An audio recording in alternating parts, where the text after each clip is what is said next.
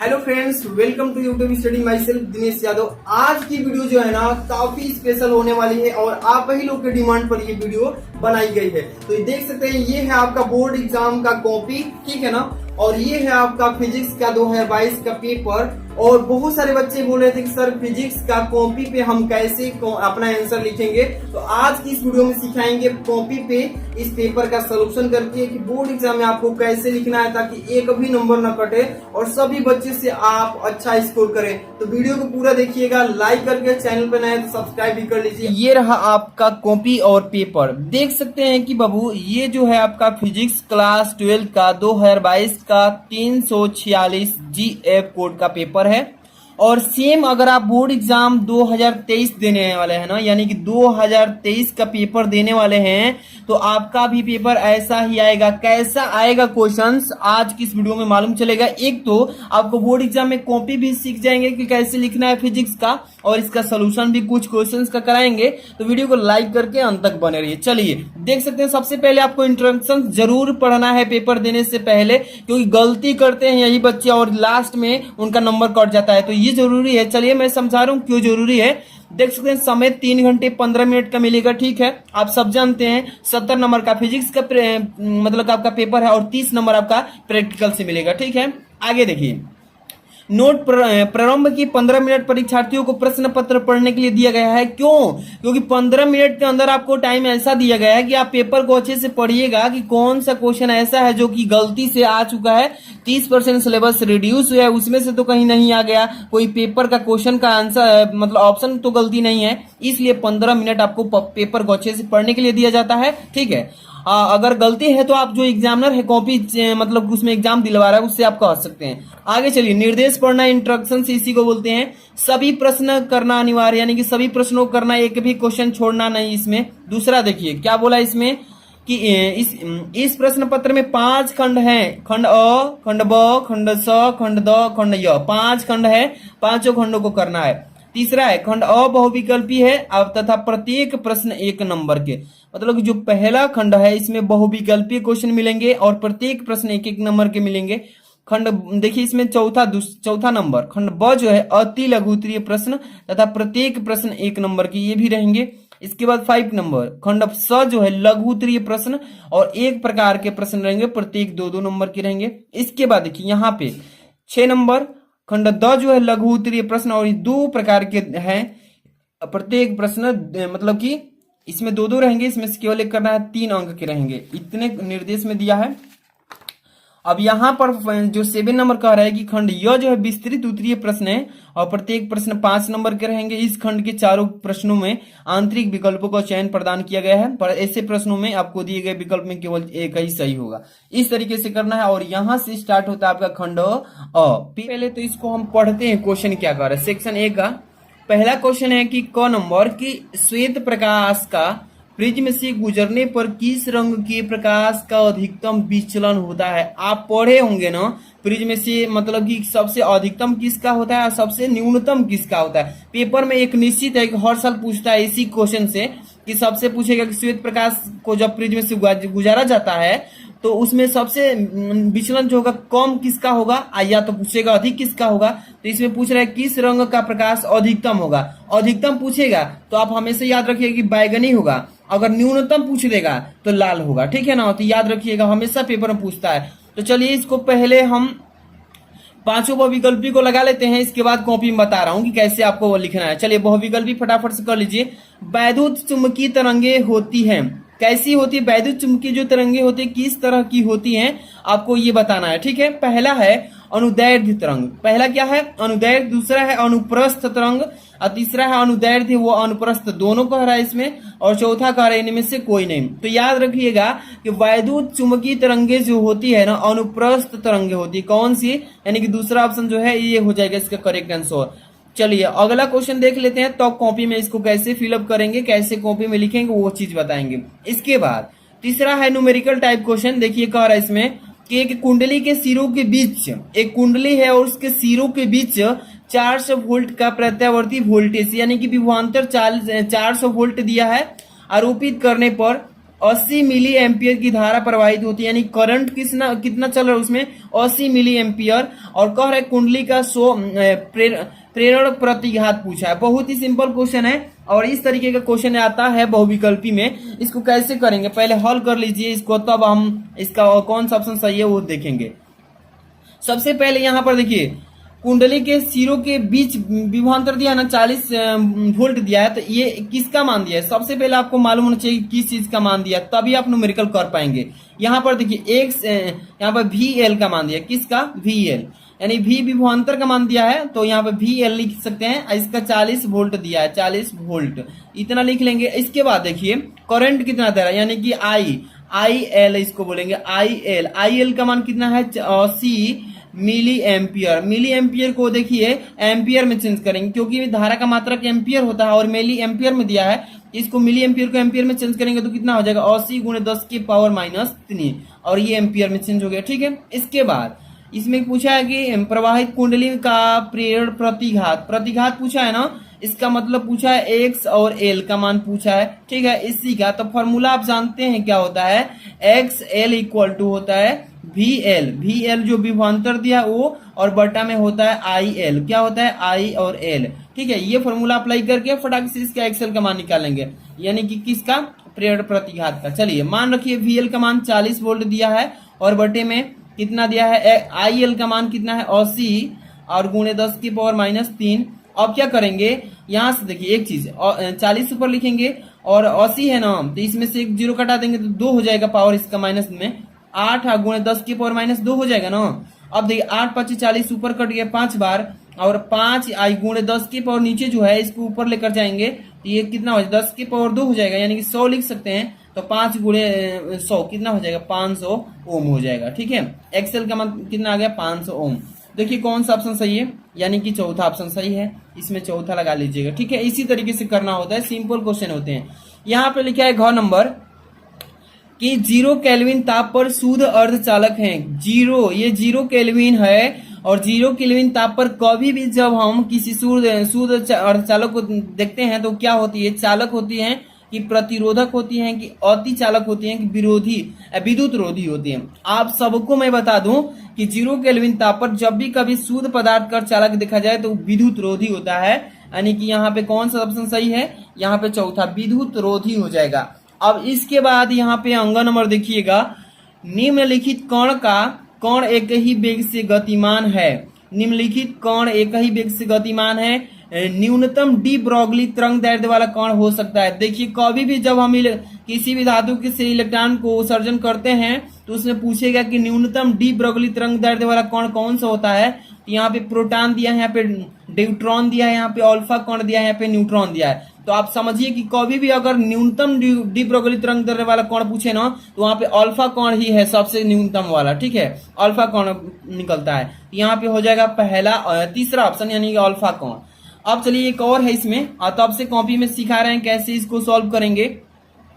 यहाँ पे देखिए संतुलित व्हीट स्टोन ब्रिज की प्रत्येक भुजा तथा धारामापी का प्रतिरोध R ओम है। नगण्य आंतरिक प्रतिरोध वाली बैटरी के सिरों के बीच प्रतिरोध पूछा है ना। चलिए इसको भी कैसे करेंगे फिगर के माध्यम से, देखिए ध्यान से।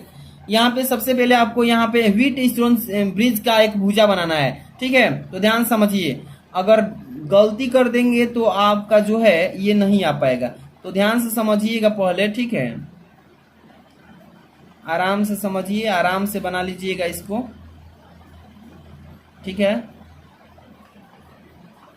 मान लीजिए कि यहाँ पे थोड़ा सा मिस्टेक हुआ है फिगर बनाने में, लेकिन ऐसा ही बनाना है। यहाँ पे देखिए इसका भी मान आ रही है, इसका भी मान R है, इसका भी मान R है, इसका भी मान R है, यानी कह रहा है ना कि धारामापी का प्रतिरोध क्या है R ओम है, मतलब प्रत्येक भुजा का R ओम है ना। नगण्य आंतरिक प्रतिरोध वाली बैटरी के सिरों के बीच प्रतिरोध निकालना है। सबसे पहले देखिए ये वाला जो यहाँ से लेकर के यहाँ तक ये वाली जो लाइन है श्रेणी क्रम में जुड़ा है ना, तो यहाँ पे लिख सकते हैं कि श्रेणी क्रम में निकालने के लिए R1 बराबर, तो यहाँ पर देखिए R1 ही मान लेते हैं। अब R1 प्लस R2, ये R1 और प्लस R2 कितना हो जाएगा, तो इसको R1 दिया है तो R1 की जगह R ही रखेंगे। चलिए R1 बराबर R1 की जगह कितना है R है, प्लस R2 की जगह भी R है, कितना हो जाएगा R1 बराबर 2R हो जाएगा ना, R 2R। अब इसी तरीके से ये हो गया। अब इस तरीके से नीचे वाला को भी आर आर कितना हो जाएगा, इसी तरीके से जैसे ऊपर जोड़े ना वैसे नीचे भी जोड़ लेंगे। इसका भी R2 मान लेते हैं, इसका 2R, इसका भी हो जाएगा ना, इसका भी कितना हो जाएगा आर आर प्लस 2R। अब इसको देखिए जब इस तरीके से जोड़ लेंगे श्रेणी क्रम में तो ये अब एक फिगर ऐसा बनाएगा, ठीक है, ध्यान से समझिएगा। ये फिगर अब एक ऐसा बना लेगा, इसका तुल्य प्रतिरोध कितना आया 2R है तो 2R लिख लेंगे, इसका भी तुल्य प्रतिरोध कितना आया 2R तो 2R। अब ये कौन सा क्रम में जुड़ गया, समांतर क्रम में। समांतर क्रम का फॉर्मूला लगाइए 1/R equal 1/R1 plus 1/R2। इस फॉर्मूले पे कर लेंगे रख के 1/R इक्वल कितना हो जाएगा 1/R1 का मान 2R है और प्लस 1/2R है 2R और 1/R2 का मान भी 2R है। तो अब दोनों कैल्सियम लीजिए 2R हो जाएगा, ऊपर कितना 1 प्लस 1 1/R बराबर कितना हो जाएगा, ऊपर 1 1 2 और बटे में कितना हो जाएगा 2R। तो यहाँ पे 2 से 2 कैंसिल, R बराबर कितना आ गया R आ गया, ठीक है, R बराबर कितना आ गया R आ गया ना। अब देखिए इसमें क्या दिया है, इसमें 0.5 या R ओम दिया है, इसके बाद R दिया है, तो यही ना हो जाएगा दूसरा नंबर। इसी तरीके से तो करना है, बहुत इजी क्वेश्चन आता है, ऐसा ही आपका भी 2023 में आएगा। चलिए अब इसको कॉपी में करेंगे तो अब सेक्शन बी को करेंगे, ठीक है। चलिए खंड अ से स्टार्ट कर रहे हैं, कॉपी ध्यान से देखिए कैसे लिखना है, आपको अच्छे से एक एक चीज सीख लेना है, ठीक है। यहाँ पे देखिए सबसे पहले मैं आपको एक पेन कॉपी ले लेता हूँ, ठीक है ना। देखिए यहाँ पे पहले मैं खंड अ लिखा है, सबसे ऊपर लिख रहा है ना खंड अ, ध्यान से देखिए एक एक चीज सीखते चलिए। खंड अ लिखेंगे, इसके बाद प्रश्नोत्तर संख्या पहला, प्रश्नोत्तर संख्या पहला से स्टार्ट हो रहा है, खंड अ का कर रहे हैं। अब पहला का क, देखिए पहला का क डाल दिया हूं ताकि आपको समझाने में कोई दिक्कत न रह जाए, दिक्कत न आए। पहला का क देखिए, श्वेत प्रकाश प्रिज्म से गुजरने पर कौन सा ऑप्शन सही था, अधिकतम विचलन पूछा है ना बैगनी, तो पहला का क का पहला ऑप्शन सही है। पहला का क का कौन सा ऑप्शन सही है, पहला ही सही है, तो पहला इस तरीके से लिख लेंगे। और कौन सा ऑप्शन सही था, बैगनी था, तो यहाँ पे लिखेंगे बैगनी, इस तरीके से बैगनी लिख करके खड़ी पे लगा दिए, ठीक है ना। इसके बाद दूसरा कौन था, दूसरा का ख का दूसरा ऑप्शन सही है, तो यहाँ ख का दूसरा ऑप्शन इस तरीके से लिख लेंगे और लिखेंगे अनुप्रस्थ, अनुप्रस्थ, इस तरीके से हो जाएगा। इसके बाद देखिए इसमें कौन सा सही, ग का कौन सा सही था 500 ओम, चौथा नंबर ऑप्शन सही है, तो चौथा नंबर ऐसे लिख लेंगे और यहाँ पे लिख देंगे 500 ओम, ऐसे भी लिख सकते हैं या हिंदी में भी ऐसे लिख सकते हैं ओम, ठीक है ना, इस तरीके से लिखना है। इसके बाद देखिए अगला 0 केल्विन ताप शुद्ध और चालक है, चौथा ऑप्शन सही है विद्युत रोधी, तो यहाँ पे लिख लेंगे चौथा ऑप्शन, लिखेंगे विद्युत रोधी, विद्युत रोधी। ये दोनों हम अलग अलग लिख दिया हूं लेकिन एक ही में है, ठीक है ना। आप इस दोनों को एक में लिखिएगा, थोड़ा सा मिस्टेक हुआ ध्यान पर नहीं आया, अलग लिख दिया। यहाँ पे अंग नंबर का कौन सा अल्फा कौन सही है, तीसरा ऑप्शन सही है, यहाँ पे तीसरा ऑप्शन लिख लेंगे इस तरीके से और यहाँ पे लिखेंगे अल्फा कौन, अल्फा अल्फा इस तरीके से लिख सकते हैं, कौन लिख देंगे, ठीक है ना, या यही लिख सकते हैं अल्फा कौन केवल लिख सकते हैं। मैं हिंदी में भी लिखा हूँ, इंग्लिश में प्रतीक बनाया हूँ। इसके बाद एक और ऑप्शन इसमें था, ध्यान से देखिएगा, ये है दूसरा ऑप्शन सही है आर ओम, ये दूसरा ऑप्शन सही है, तो दूसरा इस तरीके लिखेंगे आर ओम लिख लेंगे, आर ओम, ठीक है ना। पहला का क्वेश्चन का पूरा क्वेश्चन कर लिया ना, 6 ऑप्शन बहुविकल्पी था, ऐसे ही करना है। इसके बाद अब अगला क्वेश्चन देखेंगे और तो आप सिखा रहे हैं कैसे करना है, देखिए ध्यान से। यहां से खंड ब स्टार्ट हो रहा है, ध्यान से देखिएगा खंड ब, और इसी को इंग्लिश में सेक्शन बी कहते हैं। इंग्लिश वाले बच्चे जो होंगे इंग्लिश में करेंगे, हिंदी वाले हिंदी में। दूसरा का क लिखा है कि प्रकाश वैद्युत प्रभाव में देहली तरंगदैर्ध्य से क्या तात्पर्य है। देहली तरंगदैर्ध्य की परिभाषा पूछा, 1 नंबर का है, बहुत ही छोटा छोटा आंसर देना होगा पेपर में, ठीक है। तो देखिए देहली तरंगदैर्ध्य कैसे लिखेंगे, सबसे पहले खंड ब लिखेंगे, ठीक है, खंड ब से स्टार्ट कर रहे हैं ना, खंड ब। अब देखिए प्रश्नोत्तर संख्या दूसरा लिखा है ना, दूसरा लिखेंगे और यहाँ से दूसरा का क और देहली तरंगदैर्ध्य यहाँ पे हेडिंग डालेंगे, जैसे मैंने डाला है सेम ऐसे ही आपको भी डालना है, एक भी नंबर नहीं कटेगा आपका, गारंटी दे रहा हूँ। देहली तरंगदैर्ध्य, इसका परिभाषा लिखेंगे हेडिंग डाल के कि किसी धातु पर, देखिए ध्यान समझिएगा कि जब किसी धातु पर आपतित प्रकाश की तरंगदैर्ध्य का वह अधिकतम मान जिससे तरंग दैर्ध्य का प्रकाश धातु पृष्ठ से प्रकाश इलेक्ट्रॉन उत्सर्जित कर सके उसे देहली तरंग दैर्ध्य कहते हैं, यह कहलाता है। ठीक है ना, एक बार फिर से समझिएगा इसको क्या कह रहा है इसमें, इसका देहली तरंग दैर्ध्य का थ्योरी कि किसी धातु पर आपतित प्रकाश, जब हम किसी भी सोडियम पर, एल्यूमिनियम पर, किसी भी धातु पर जब हम प्रकाश को डालते हैं, ठीक है, तो वही कह रहा है किसी धातु पर आपतित प्रकाश मतलब जब डालते हैं तो तरंग दैर्ध्य का वह अधिकतम, जब तरंग आता है ना तो वह अधिकतम मान जिससे तरंग दैर्ध्य का प्रकाश धातु पर पड़ने से उसके पृष्ठ से प्रकाश के वजह से इलेक्ट्रॉन उत्सर्जित हो सके उसी को देहली तरंग दैर्ध्य कहते हैं।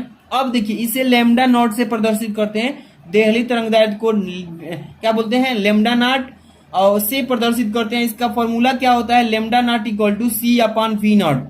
सी निर्वात में प्रकाश की चाल है, आवृत्ति है। ठीक है, इस तरीके से आपको अच्छे से लिखना है, समझ में आ रहा है ना। इसके बाद अगला क्वेश्चन आपके सामने है, यहाँ पे देखिए ख नंबर, हाइड्रोजन परमाणु के वर्ण क्रम में कौन सी श्रेणी पराबैंगनी भाग में होती है। तो ये आपको देखिए इसका अगर आप लाइनर मतलब कि आप श्रेणी बनाएंगे तो सारी श्रेणियों को बनाना पड़ेगा, लेकिन एक नंबर का क्वेश्चन है तो शॉर्ट में भी दे सकते हैं इसका आंसर कि हाइड्रोजन परमाणु के वर्ण क्रम में मतलब कौन सी श्रेणी में पराबैंगनी भाग आता है। तो यहाँ पे इसका उत्तर लिखेंगे, ध्यान दीजिएगा। अब यहाँ पे एक एक चीज सीखने का आपको मौका मिल रहा है तो अच्छे से समझ लीजिए ताकि फिजिक्स में कोई दिक्कत न रह जाए। हिंदी में भी सिखा दिए हैं कैसे कॉपी लिखना है, इंग्लिश में भी सिखा दिए हैं।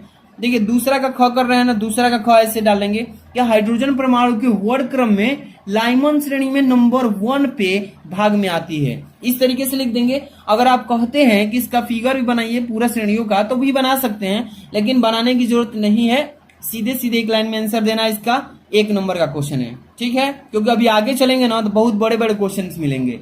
इसके बाद अगला क्वेश्चन देखिए, इसमें पहला है ग नंबर दूसरा का 1 हेनरी मतलब 1 हेनरी अन्योन्य प्रेरण गुणांक की परिभाषा लिखिए। परिभाषा देना है एक नंबर का, 1 हेनरी अन्योन्य प्रेरण गुणांक का। यहाँ पे मैं देखिए दूसरा का ग का उत्तर बता देता हूँ। अगर चाहे तो आप दूसरा का ग का यहाँ पे हेडिंग भी बना सकते हैं ब्लैक पेन से कि 1 हेनरी अन्योन्य प्रेरण गुणांक, तब वहां पे परिभाषा इसका यही लिखेंगे। तो मैं यहाँ पे परिभाषा नहीं, हेडिंग नहीं बनाया हूँ, लेकिन डायरेक्ट परिभाषा लिख दे रहा हूँ। आप ऐसे भी लिख सकते हैं कि यदि किसी कुंडली में, ध्यान से समझिएगा कि यदि किसी कुंडली में 1 एम्पियर की धारा प्रवाहित करने पर उससे बाध्य चुंबकीय फ्लक्स का मान 1 वेबर हो तो उसे कुंडली का स्वप्रेरण 1 हेनरी कहलाता है। बहुत ही सिंपल सा परिभाषा है, और ऐसे अगर आप लिख देंगे पेपर में इतने का मतलब थ्योरी 1 हेनरी स्वप्रेरण गुणांक का, तो आपको यहाँ पे एक नंबर कोई नहीं रोकेगा। ठीक है, ऐसे ही लिखना है साफ साफ, अच्छे समझते चलिए। अगला क्वेश्चन है इसमें घ नंबर की, एक तार को खींचकर 2 गुनी लंबाई कर देते हैं तो तार की प्रतिरोधकता पर क्या प्रभाव पड़ेगा। देखिए एक तार है, मान लीजिए यही तार है और ये तार पहले पूर्व अवस्था में है, तो ये जो है इसकी लंबाई के जो है इसको दोगुना करने के लिए बोला है। तो दोगुना जब हम इसको कर देंगे इससे डबल लंबा हो जाएगा ना, तब जब लंबा हो जाएगा तो तार की प्रतिरोधकता पर क्या प्रभाव पड़ेगा, यही पूछा है, एक नंबर का। चलिए यहाँ पर देखिए, यहाँ पे मैं आपको न्यूमेरिकल टाइप से समझा देता हूँ डेरिवेशन थ्रू। यहाँ पे 2 का घ कर रहे हैं, मान लीजिए कि कोई तार है, यही तार है, ये जो तार है तो पहले तो पूर्वावस्था में ऐसा होगा ना, तो इसकी लंबाई पहले की अवस्था मतलब A1 हो जाएगी, क्षेत्रफल अनुप्रस्थ काट का लंबाई L1 हो जाएगा। ठीक है, अब इसी को हम लंबड़ा करके दोगुना कर देंगे, तो यहाँ पे दोगुना करेंगे तो इसका क्षेत्रफल जो होगा ना वो क्या हो जाएगा, लंबाई तो बढ़ जाएगी, लेकिन पहले जो क्षेत्रफल होगा यहाँ पे देखिए ये मतलब दोगुना था, लेकिन जैसे लंबड़ाए हैं तो ये आधा हो जाएगा क्षेत्रफल। तो यहाँ पे देखिए इसका प्रतिरोध पहले निकालेंगे, प्रतिरोधकता निकालना है ना, तो इसके लिए फॉर्मूला होता है R1 बराबर, जब पूर्व स्थिति में था, पहले की स्थिति में जब लंबड़ाए नहीं थे तब R1 बराबर रो इंटू L1 अपान A1 क्या है। अब देखिए जहां L क्या है, इसमें तार की लंबाई हो गई, ठीक है ना, यहाँ पे तार की लंबाई, A क्या है अनुप्रस्थ काट का क्षेत्रफल कहलाता है, और रो क्या है प्रतिरोधकता कहलाता है। अब प्रतिरोध निकालिए, R1 बराबर रो इंटू L1 बटा में A1। इसी तरीके से हम अब जब तार को लंबड़ा दिए, दोगुना कर दिए ना, तो उसका प्रतिरोधकता क्या हो जाएगा, R2 बराबर रो जहां एक नियतांक कार्य करता है, इस पर कोई डिपेंड नहीं पड़ेगा, कोई भी प्रभाव ही नहीं पड़ेगा इफेक्ट इस पर, तो rho into L two upon A two, ठीक है, क्योंकि जब लंबड़ा दिए तो इसका सब कुछ बढ़ेगा। अब यहाँ पे देखिए, अब इसको R2 बराबर लिखेंगे रो इंटू 2L1, मतलब कि अब हमारा दूसरा जो है दोगुना लंबाई कर रहे हैं ना पहले से स्थिति से, तो 2 से गुना हो जाएगा लंबाई में, और जो इसका क्षेत्रफल है वो आधा हो जाएगा, क्योंकि देखिए क्षेत्रफल इतना में मोटा था, जैसे इसको लंबड़ाए तो इसका क्षेत्रफल जो है लंबड़ कर आधा हो गया, पतला हो गया ना, तो वही A1/2 लिखेंगे, क्षेत्रफल आधा हो गया। अब R2 बराबर लिखेंगे रो इंटू, अब यहाँ पे देखिए, अब इसको हल करेंगे, 2 में 2 से गुणा हो जाएगा, ऊपर जाएगा 4L1 और बटा में A1 हो जाएगा, ठीक है। हल किए हैं इसको, बस ये भाग के रूप में है तो ऊपर जाएगा तो 2 में 2 से गुणा हो जाएगा। अब देखिए R2 बराबर 4L1 बटा में A1 इक्वल टू 4। अब देखिए क्योंकि यहाँ पे देखिए इसका जो है लंबाई क्या हो जाएगा 4 गुना, यहाँ पे प्रतिरोध जो होगा क्या हो जाएगा इसका 4 गुना हो जाएगा, तो R2 बराबर लिखेंगे कि 4 गुना पुराने प्रतिरोध की अपेक्षा हो जाएगा, ठीक है। यही दिखाना था, कुछ है नहीं इस क्वेश्चन में, इस तरीके से लिख देंगे आपका हो जाएगा। अब अगला क्वेश्चन देखिए, 4 हो गया, 5वां पे चलते हैं। क्वेश्चन नंबर 5, ध्यान से देखिएगा, अंग नंबर, इसी को बोलेंगे अंग। क्वेश्चन बहुत ही इंटरेस्टिंग है, ध्यान से पढ़िएगा। दूसरा का 5 सेंटीमीटर लंबा तार को 2 × 10⁻⁴ टेस्ला के चुंबकीय क्षेत्र में रखा जाता है और 3 मिली एम्पियर की धारा तार में प्रवाहित करने पर तार पर अधिकतम कितना बल आरोपित होगा। ये क्वेश्चन पूछ रहा है ना, ध्यान से देखिए। जब भी आप न्यूमेरिकल लगाइएगा ना तो ध्यान में रखिएगा हमेशा कि न्यूमेरिकल में जो मान दिया है उचित मात्रक में है कि नहीं, अगर नहीं होगा तो उसको हम बदलेंगे उचित मात्रक में, तब उसको फॉर्मूला के अकॉर्डिंग हल करेंगे। चलिए 5 सेंटीमीटर लंबा तार, लंबाई जो है तार का कितना दिया है, एक लंबा तार है 5 सेंटीमीटर का, तार का लंबाई L बराबर कितना है तो 5 सेंटीमीटर, और हम जानते हैं कि किसी चीज की लंबाई जो होती है मीटर में होती है, क्योंकि लंबाई का मात्रक मीटर होता है। यहाँ पे दिया है L बराबर सेंटीमीटर में, तो इसको मीटर में चेंज कर लीजिए, तो 5 में 100 से भाग होगा, या तो 5 × 10⁻⁻2 हो जाएगा, और ये मीटर में चेंज हो गया। समझ में आ रहा है ना। इसके बाद अब यहाँ पे 2 × 10⁻⁴ टेस्ला के चुंबकीय क्षेत्र में रखा जाता है। चुंबकीय क्षेत्र यानी कि B का मान, यहाँ पे B का मान दे दिया है, मान लीजिए कि कितना 2 × 10⁻⁴ टेस्ला, ठीक है, टेस्ला में दिया है। और यहाँ पे 3 मिली एम्पियर में दिया है क्या चीज, धारा, तो धारा I का मान दिया है 3 मिली एम्पियर। तो मिली को हम जानते हैं ना, अभी एक क्वेश्चन आपको बताए थे पीछे, अभी यहाँ पे थोड़ा सा ध्यान दीजिएगा, 1 सेकेंड। यहाँ पे देखिए, यहाँ पे दिया है ना, और धारा का मान 80 मिली एम्पियर, तो मिली एम्पियर किस में बदले थे, अभी एम्पियर में, क्योंकि धारा का मात्रक ही होता है एम्पियर, और मिली एम्पियर में दिया है, तो यहाँ पे इसको भी चेंज करेंगे एम्पियर में। तो क्या किए थे हम, 3 × 10⁻⁻3, ठीक है, ये एम्पियर में चेंज हो गया है ना। अब क्या करना है, ध्यान समझिएगा कि धारा तार में प्रवाहित करने पर तार का अधिकतम बल कितना आरोपित होगा, तो बल निकालना है, तो इसके लिए फॉर्मूला होता है क्या, IBL पर फॉर्मूला कर लीजिएगा। I का मान कितना दिया है, ध्यान से देखिए, 3 × 10⁻⁻3, और यहाँ पे B का मान कितना है तो 5 × 10⁻⁻2, और यहाँ पे L का मान कितना है, सॉरी यहाँ पे तो चलिए कोई बात नहीं, गुणा में तो कहीं भी रख सकते हैं, क्योंकि देखिए I का मान 3 दिया है × 10⁻3, और यहाँ पे ये किस चीज का मान रख दिए, हाँ L का मान रख दिए, तो चलिए गुणा में कोई बात नहीं, इधर उधर भी रख सकते हैं। 5 × 10⁻2 और गुणे B का मान कितना है तो 2 × 10⁻4, 2 × 10⁻4, ठीक है। अब हल कर लीजिए इसको, चलिए 3 से गुणा कीजिए, 3 दूनी के 6, 6 × 5 = 30 हो जाएगा, गुणे 10⁻2 और 10⁻3, ये कितना हो गया 5, और 10⁻4 कितना हो गया 10⁻9, यहाँ पे न्यूटन। इस तरीके से करना था, कर लेंगे। यहाँ पे देखिए अगला क्वेश्चन जो है इसमें आपका है क्वेश्चन नंबर 3, यहाँ से खंड 100 से स्टार्ट होगा, और तीसरा जो क्वेश्चन है इसमें देखिएगा, तीसरा का क, हाइगेंस के तरंग सिद्धांत के प्रकाश के प्रवर्तन की व्याख्या कीजिए। 2 नंबर का, बैंड अंतराल ऊर्जा के आधार पर चालक, विद्युत रोधी तथा अर्धचालक में अंतर, दिए गए वैद्युत परिपथ की सहायता से प्रत्येक संधारित्र का आवेश की गणना कीजिए। बहुत ही सिंपल ये परिपथीय न्यूमेरिकल है। यहाँ पे परावर्तित दूरदर्शी का नामांकित चित्र तो देख लीजिए, आपको मैं सिखा दिया हूं ना कि कैसे कॉपी लिखना है, तो कॉपी लिखने का आप तरीका तो समझ ही गए होंगे कि कैसे एक एक क्वेश्चन को यहाँ पे खंड वाइज करना है तो आप इसी तरीके से सारे खंड को कर सकते हैं। 100 का भी करेंगे इसी तरीके से, और यहाँ से मतलब जितने भी आपके खंड आएंगे पांचों सभी इसी तरीके से करेंगे। अगर आप कहते हैं कि सर इसका फुल सोल्यूशन एक वीडियो में लाइए तो वीडियो को लाइक कर दीजिए, तुरंत चैनल पर नए तो सब्सक्राइब कर लीजिए, क्योंकि लाएंगे जब तभी तो आपके पास जाएगा। तो चैनल को सब्सक्राइब करके बेल आइकन आएगा, ऑल नोटिफिकेशन क्लिक कर लेना। मिलते हैं नेक्स्ट वीडियो में पूरा फुल सोल्यूशन के साथ। Thanks for watching.